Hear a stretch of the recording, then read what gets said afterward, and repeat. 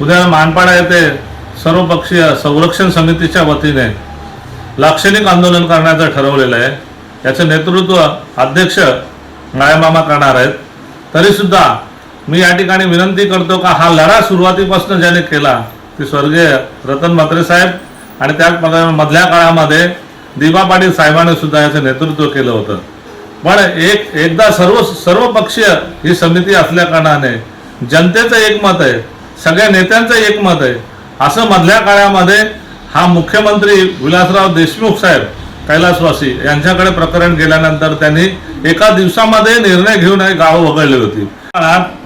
मी स्वतः निवेदन दिलं होतं, त्यावेळेचे नगरविकास मंत्री एकनाथरावजी शिंदे साहेब आणि ते पालकमंत्री सुद्धा होते। त्या अनुषंगाने बैठक लावून 27 गाव वगळण्यासंदर्भातली चर्चा करण्यात आली। पण त्यावेळेस 18 गावं वगळली आणि 9 गावं महापालिकेत ठेवली। त्यानंतर कथाकथित मंडळी कोर्टात गेली आणि कोर्टात गेल्यानंतर आता सुप्रीम कोर्टामध्ये हा प्रकरण चालू आहे आणि सुप्रीम कोर्टात आमची समिती सुद्धा त्या ठिकाणी अप्रोच झालेली आहे बाळामामा यांच्या अध्यक्षतेखाली। आणि त्या अनुषंगाने आज सुद्धा सुप्रीमचा निर्णय सुद्धा झालेला नाही, तरी सुद्धा इथे महापालिकेच्या या घडामोडी इलेक्शन संदर्भात चालू आहेत। पण आताच्या सरकारने हा रेंगाळे टाकलेला जो कार्यक्रम आहे त्याला सुद्धा त्यांनी लक्ष दिलं पाहिजे।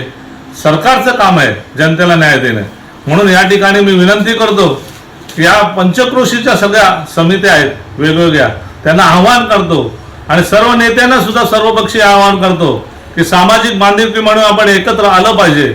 हा आपला अस्मितेचा प्रश्न आहे, हा आपल्या पुढच्या भविष्याचा प्रश्न आहे, हा आपला न्याय हक्काचा प्रश्न आहे। त्यामुळे आपण एकत्र येऊन या लढ्यामध्ये उतरून हा लढा मोठ्या प्रमाणामध्ये सरकारचं डोळे उघडण्यासाठी आपण भक्कम एकत्र होऊन एकजूट दाखवली पाहिजे, अशी सगळ्यांना मी जाहीर आव्हान करतो। धन्यवाद।